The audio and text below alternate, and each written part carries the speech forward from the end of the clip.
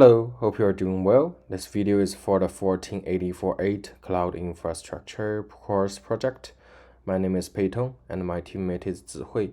Together, we choose option 1.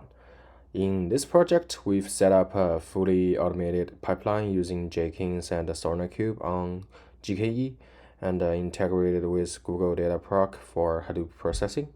This video contains two main parts. The first one is the codebase walkthrough, and the second one is a live demo. Let's first dive into the codebase explanation. This is how our codebase looks like. We have two main folders, one for Hadoop, one for Jenkins and SonarQube. And let's first have a look at the Jenkins Docker file. As you can see, we used the Jenkins LTS image with JDK 17 and automate the setup by disabling the wizard and CSRF protection. This is for a smoother automation purpose. We install essential plugins as listed in the plugins.txt, as well as the Google Cloud SDK, kubectl to manage GCP resources directly from Jenkins. Finally, we configure some Docker-related environment variables so Jenkins can connect to Docker containers and expose the necessary ports for accessibility. Let's have a simple look at the plugins.txt. As you will see, we have plugins for SonarQube, plugins for GitHub, and we have other pipeline plugins for pipeline virtualization and credential management, things like that. And second, let's go to our Docker file for the SonarQube. This is a simple one. Here we just use the official SonarQube image and configure it to disable authentication, also simplifying integration with Jenkins. We expose port 9000 to make SonarQube accessible for quality checks from Jenkins. And here's how we made deploy automatic. Please just ignore the YAML files because we did not use it here. It's for manual deployment, but also feel free to check that if you want to do that manually. But anyway, for the Terraform automation, the output provider, TF files, and variables are just like normal configurations. And the credentials is my GKE credential. I will not show it here for privacy purpose. And in the main Terraform for our Jenkins SonarQube, to automate deployment, we use Terraform to configure our infrastructure in this main.tf file. We start by creating a GKE cluster using Google Container Cluster, where we set a cluster name, location, and enable workload identity to allow Kubernetes to securely interact with GCP resources. We also configure a node pool, as you can see here, using Google Container Node Pool, specifying machine type, disk size, and node count. We also output the cluster's endpoint as the kube configure for easier access. And for Jenkins, we define a Kubernetes deployment with a single replica, and an environment variable to connect to SonarQube.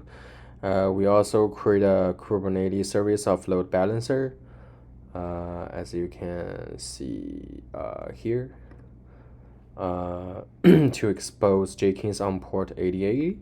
Similarly, we do the same thing for the SonarQube. And for both Kubernetes deployment for SonarQube and Jenkins, we use our own image, which is made from the Docker file we mentioned before. And these two images are still on the Docker Hub, so feel free to download and play with that. And basically, this setup provides a fully automated GKE infrastructure for Jenkins and SonarQube. Okay, let's now go to the pipeline. This is used when we set up the pipeline in the Jenkins.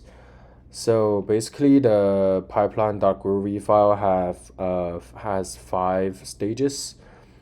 And first of all, these are all the constant variables we use. For example, the data path, like the GitHub repo we set up for the mapper, reducer, and the input files. Feel free to check that.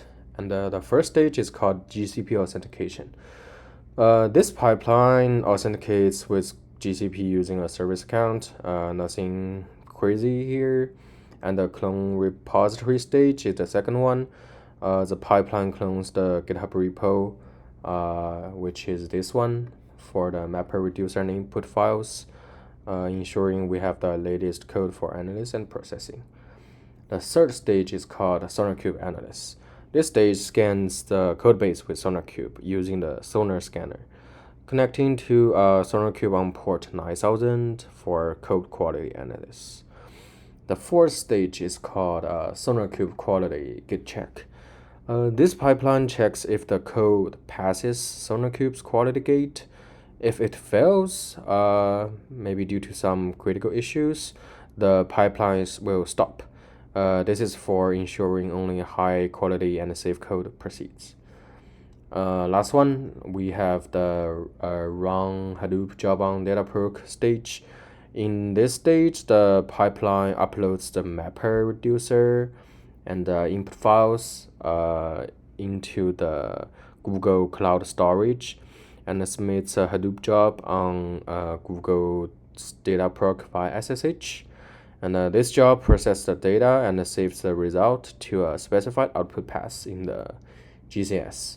We will see this output folder on GCS during the demo.